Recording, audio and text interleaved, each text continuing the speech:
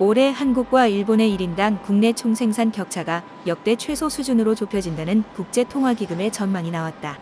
반도체 산업의 성장을 등에 업은 대만은 올해 한국, 일본을 모두 제치고 동아시아 국가 가운데 가장 높은 1인당 GDP를 기록할 전망이다.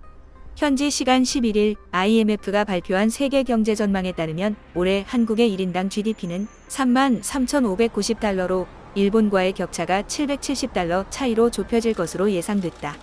한국의 1인당 GDP는 원화 약세 등에 따라 지난해 35,000달러에서 4% 줄었다. 하지만 엔화 가치가 원화보다 더 하락한 영향으로 일본의 1인당 GDP 감소폭이 한국의 3배에 달했다.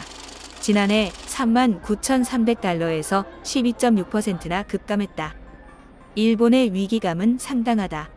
최근 일본의 니혼게이자이 신문은 일본의 1인당 GDP가 구매력 기준으로는 이미 주요 7개국은 물론 한국에도 뒤지는 수준으로 떨어진 점을 지적하며 성장률은 오르지 않고 임금도 제자리다.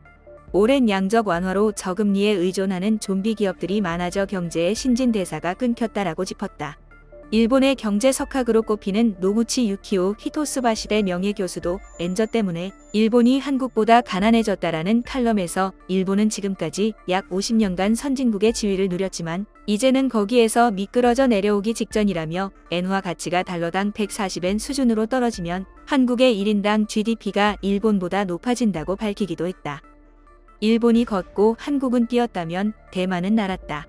IMF가 예측한 올해 대만의 1인당 GDP는 지난해보다 7.2% 증가한 35,510달러다. 2003년 한국에 처음으로 추월당한 이후 약 20년 만에 한국을 다시 제치는 것은 물론 사상 처음으로 일본까지 앞서게 되는 셈이다. 대만은 신종 코로나 바이러스 감염증 사태 이후 반도체 산업에 대한 지원을 강화하면서 가파른 경제 성장을 이어가고 있다. 대만의 대표 반도체 기업인 TSMC는 지난 3분기 삼성전자의 반도체 매출을 처음으로 추월한 것으로 분석된다.